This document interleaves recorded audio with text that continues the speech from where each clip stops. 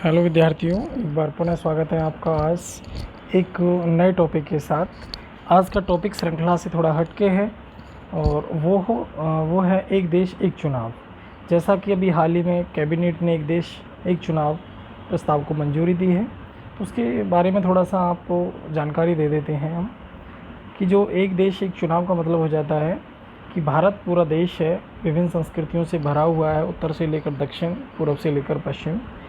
तो वहाँ पर जो लोकसभा का चुनाव होता है और राज्य की विधानसभा का जो चुनाव होता है, साथ ही साथ स्थानीय शासन प्रणाली जो हमारी है ग्रामीण क्षेत्र और शहरों के अंदर, उसका जो चुनाव है, उन सभी चुनावों को एक साथ कराने की जो बात यहाँ आई है, वो जो है एक देश एक चुनाव की वजह से सामने आई है।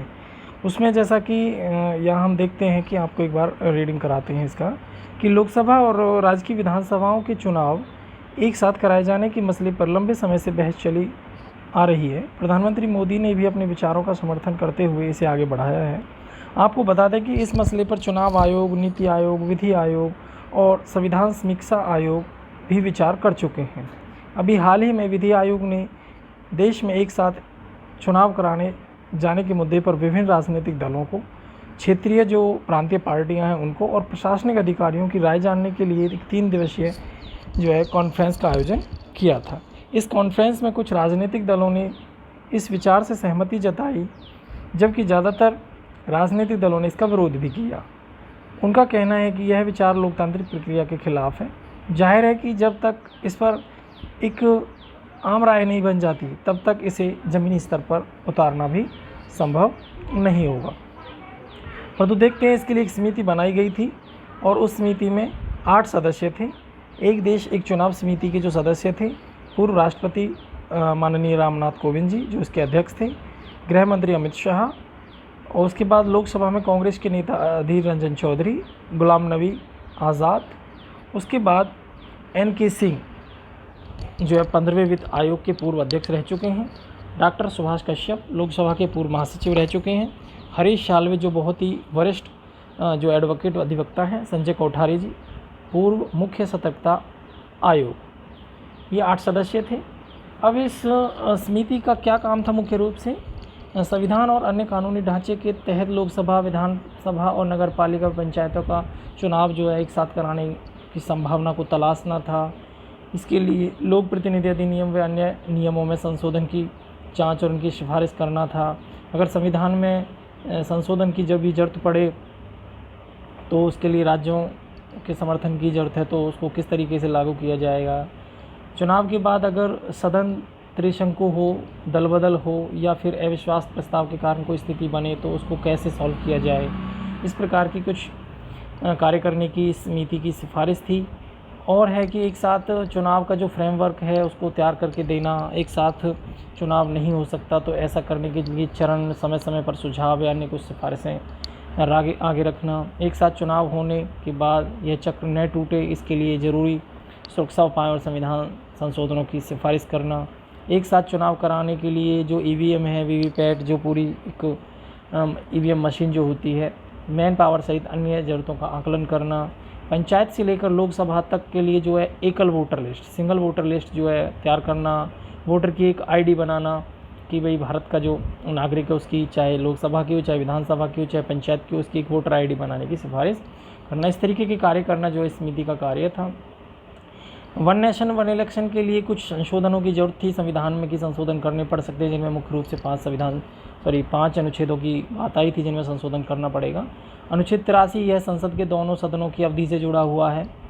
अनुच्छेद 85 यह राष्ट्रपति के द्वारा लोकसभा के विघटन से जुड़ा हुआ है।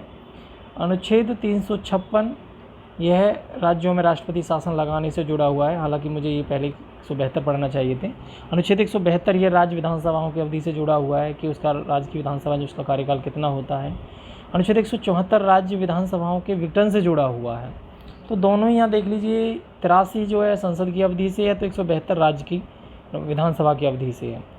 अनुच्छेद 85 राष्ट्रपति जब लोकसभा का विघटन करता है उससे जुड़ा हुआ है, और 174 जब विधानसभा का विघटन राज्य में होता है उससे जुड़ा हुआ है। अनुच्छेद 356 यह राज्यों में राष्ट्रपति शासन लगाने से जुड़ा हुआ है। इसके अलावा भी दल बदल के आधार पर अयोग्यता से जुड़ी संविधान की 10वीं अनुसूची में कुछ बदलाव करने की बात कही गई थी। वन नेशन वन इलेक्शन को लेकर 2 सितंबर 2023 को एक कमेटी गठित की गई थी, जिसकी अध्यक्षता पूर्व राष्ट्रपति रामनाथ कोविंद ने की थी। कमेटी के सदस्यों ने 7 देशों की चुनाव व्यवस्था का अवलोकन भी किया था, अध्ययन भी किया था, पढ़ा भी था उसको। उसके बाद स्टेक होल्डर्स एक्सपर्ट से चर्चा और रिसर्च के बाद लगभग 191 डेज़ के बाद 191 दिन में 18,626 पेजों की एक रिपोर्ट इन्होंने तैयार की। कमेटी ने यह रिपोर्ट 14 मार्च को राष्ट्रपति जो है द्रौपदी मुर्मू जी हैं उनको सौंपी थी। रिपोर्ट में सभी विधानसभा को कार्यकाल 2029 तक बढ़ाने का एक सुझाव दिया गया था कि जिनका कार्यकाल अभी चल रहा हो 2029 तक बढ़ाया जाए, क्योंकि 2029 में ही लोकसभा का आम चुनाव होना है। तब से इसको जो है एक देश एक चुनाव की बात लागू करने की बात कही थी। हाल ही में बुधवार 18 सितंबर 2024 को देश की मोदी कैबिनेट सरकार ने इसको जो है मंजूरी दे दी है। अब इसके थोड़ा पृष्ठभूमि की तरफ चलते हैं। पृष्ठभूमि की अगर बात करें तो एक देश एक चुनाव कोई अनूठा प्रयोग तो है नहीं, क्योंकि इससे पहले बेटा इससे पहले जब देश आज़ाद हुआ था, तो आज़ादी के बाद जब संविधान बनकर तैयार हुआ था और देश का पहला इलेक्शन हुआ था 1952 में, तो 1952 में लगभग पूरे देश का लोकसभा का और राज्य की विधानसभाओं का जो है चुनाव कराया गया था। ऐसे 57 में, फिर 62 में, फिर 67 में ऐसा हो चुका है। परंतु उस समय व्यवस्था ऐसी थी कि देश आज़ाद हुआ, चुनावी व्यवस्था बनी, तो राज्यों में लगभग कांग्रेस शासन प्रणाली थी, पूर्ण रूप से सरकारें चली। परंतु आगे चलकर इन सरकारों का, राज्य की सरकारों का क्रम जो है वो टूट गया जब लोकसभा राज्य की विधानसभाओं के चुनाव साथ साथ करवाए गए थे। यह क्रम तब टूटा जब 1968-69 में कुछ राज्यों की विधानसभाएं विभिन्न कारणों से, अलग अलग कारणों से जो है समय से पहले भंग कर दी गई। कोई 3 साल में ही, कोई 2 साल में, कोई 4 साल में, इस तरीके से। तो आपको बता दें कि 1971 में लोकसभा चुनाव भी समय से पहले ही हो गए थे, क्योंकि इंदिरा गांधी ने 1971 में गरीबी हटाओ का नारा देकर 1972 में चुनाव होने थे, परंतु 1 साल पहले ही करा दिए। जाहिर है कि जब चुनाव पहले भी करवाए जा चुके हैं तो अब करवाने में क्या समस्या है। एक तरफ जहां कुछ जानकारों का मानना है कि अब देश की जनसंख्या बहुत बढ़ गई है, लिहाजा एक साथ चुनाव करा पाना बहुत मुश्किल है, संभव नहीं है। तो वहीं दूसरी तरफ जो विश्लेषक हैं वो कहते हैं कि अगर देश की जनसंख्या बढ़ी है तो टेक्नोलॉजी भी बढ़ी है, संसाधन भी बढ़े हैं, उनका भी विकास हुआ है, इसलिए एक देश एक चुनाव की संभावना से इनकार नहीं किया जा सकता। किंतु इन सब की सार्थकता सिद्ध नहीं होती, क्योंकि हम इसके पक्ष और विपक्ष को जो है जब तक नहीं समझेंगे। तो देखो, पक्ष को यानी कि इसके पहले लाभ को समझ लेते हैं, जो इसके लाभों को बताते हैं, गिनाते हैं, पक्ष की बात करते हैं कि कभी एक काम करना है हमें, केवल एक इलेक्शन कराना, परंतु इसके फ़ायदे बहुत हैं। एक तो भ्रष्टाचार पर अंकुश लग जाएगा, वित्तीय स्थिति मजबूत होगी, बार बार जो है इलेक्शन होता है तो बार बार पैसा खर्च किया जाता है, चाहे चुनाव आयोग का हो, उम्मीदवारों का हो, व्यवस्था का हो। देश से के लोकतंत्र को मजबूती भी मिलेगी, और जब 5 साल में एक बार चुनाव होंगे तो विकासात्मक जो है ये कार्य होंगे, विकासात्मक विचार है, क्योंकि समय समय पर जब चुनाव होते हैं तो नेता रैलियों में और अन्य प्रचार प्रसार में लगे रहते हैं, नीतियों को ढंग से लागू भी नहीं कर पाते हैं। 5वां लाभ बताया कि सुरक्षाकर्मी और अन्य कर्मचारियों की बार बार चुनावी ड्यूटी की आवश्यकता नहीं पड़ेगी उस समय, फिर अगर 5 साल में एक ही बार पड़ेगी। नीतियों व योजनाओं को बेहतर तरीके से लागू करने में भी सफलता मिल सकती है। देश को बार बार चुनाव के भंवर में नहीं फंसना होगा। केंद्र और राज्य के बीच में जो कटुता की स्थिति बनी रहती है वो भी ख़त्म हो जाएगी। बेहतर शासन की व्यवस्था है, अगर 5 साल में एक बार चुनाव कराया जाए तो धन और संसाधनों की भी काफ़ी बचत होगी। परंतु कुछ आलोचक भी हैं जो इसकी कमियों को गिनाते हैं, विपक्ष में बोलते हैं, अर्थात चुनौतियां भी कम नहीं। कुछ महीनों में से लागू करने के उपायों पर होगी चर्चा, शीतकालीन सत्र में आएगा विधेयक। ऐसा माना जा रहा है कि जब कैबिनेट ने मंजूरी दे दी है तो कुछ समय बाद इसको शीतकालीन सत्र में जो है लाया जाएगा और चर्चा होगी। संविधान में जो संशोधन किया जाएगा उसके लेकर जो है कुछ सत्ताधारी दल कुछ इसकी सहमति में है, लगभग 32 पार्टियां इसके पक्ष में और 15 पार्टियां इसके विपक्ष में हैं। अब जो समस्याएं हैं जो इनकी बताते हैं कि भाई एक देश एक चुनाव सफल नहीं होगा, तो उसके कुछ कारण बताएं कि संवैधानिक बाधाएं, इस संविधान में संशोधन करना पड़ेगा, कई अनुच्छेदों को छेड़ना पड़ेगा, इसलिए लोकतांत्रिक प्रतिनिधित्व व जवाबदेही में कमी आ जाएगी, क्योंकि जब हम अपने प्रतिनिधि का चुनाव करते हैं तो समय अनुसार हमें जवाबदेही होते हैं, परंतु एक बार अगर हमने उसको कर दिया तो फिर वो तानाशाही रूप ले सकता है, 5 साल के लिए निश्चित हो जाएगा। एक ही पार्टी के विरोध का जोखिम बिल्कुल निश्चित है कि जो पार्टी जीतेगी फिर पूरे 5 साल राज्य में भी और नेशनल लेवल पर भी, ठीक है, और कहीं ना कहीं शहरों के अंदर जो पार्षद वगैरह जो होते हैं इनमें भी कहीं ना कहीं वो अपना प्रभुत्व दिखाएगी। राष्ट्रीय मुद्दे ही हावी रहेंगे, स्थानीय मुद्दे गौण हो जाएंगे, यानी कि राष्ट्रीय मुद्दे स्थानीय मुद्दों पर हावी हो सकते हैं। भारतीय संविधान के संघीय ढांचे पर ये एक प्रकार से प्रभाव या हमला माना जा रहा है विपक्षियों द्वारा। विश्व में देश की सबसे अधिक जनसंख्या है इस समय हमारी, चाइना को भी पीछे छोड़ दिया है। वे आधारभूत ढांचे की संरचना के कमी के कारण भी या अभाव के कारण भी चुनाव संभव नहीं है, ऐसा विपक्ष वाले कह रहे हैं। चुनाव कराने के लिए एक बहुत बड़ी जो एक व्यवस्था चाहिए, जिसमें इलेक्ट्रॉनिक वोटिंग मशीन चाहिए, उनकी निगरानी चाहिए, और फिर प्रशिक्षित ट्रेंड जो है कर्मचारियों की भी ज़रूरत होती है, जो कि एक बहुत बड़ी समस्या है। अब देखते हैं कि इसका भविष्य क्या रहेगा। एक देश एक चुनाव की अवधारणा में कोई बड़ी खामी नहीं है, किंतु राजनीतिक पार्टियां जिस तरह से इसका विरोध किया जा रहा है राजनीतिक पार्टियों द्वारा, इससे लगता है कि इसे निकट भविष्य में लागू कर पाना संभव नहीं है।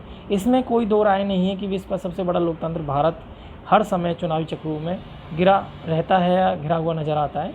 चुनावों के इस चक्रव्यूह से निकलने को या देश को निकालने के लिए, इस चक्रव्यूह से निकालने के लिए एक व्यापक चुनाव व्यवस्था अभियान चलाने की आवश्यकता है, जिसके तहत जनप्रतिनिधि कानून में सुधार किया जाए, काले धन पर रोक लगाई जाए, राजनीति में बढ़ते अपराधीकरण पर रोक लगाई जाए, लोगों में राजनीतिक जागरूकता पैदा करना शामिल है, इससे समावेशी लोकतंत्र की स्थापना की जा सके।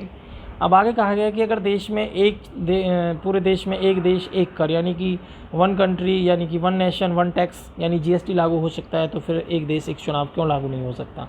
अब समय आ गया है कि सभी राजनीतिक पार्टियां खुले मन से, यानी बिना तनाव के, बिना किसी एक दूसरे पर उंगली उठाए, इस मुद्दे पर एक जो है स्वस्थ बहस करें, और जिससे कि इस व्यवस्था को अमली जामा पहनाया जा सके। तो इस तरीके से मैंने आपको एक देश एक चुनाव के बारे में यहाँ अपने प्रयास से बताने का अपने प्रयासों से बताने का प्रयास किया है, कोशिश की है।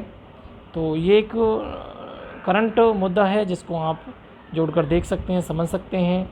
ये SCS, UPSC व नेट जैसी व्यवस्था में आपके लिए एग्ज़ाम में आने की बात है। हरियाणा में भी PGT एग्ज़ाम और असिस्टेंट प्रोफेसर का एग्ज़ाम चला हो, उसमें भी व्यवस्था आ सकती है, चुनाव को क्वेश्चन आ सकता है, तो उसमें इसका लाभ लीजिए आप। आपके लिए बहुत बहुत धन्यवाद।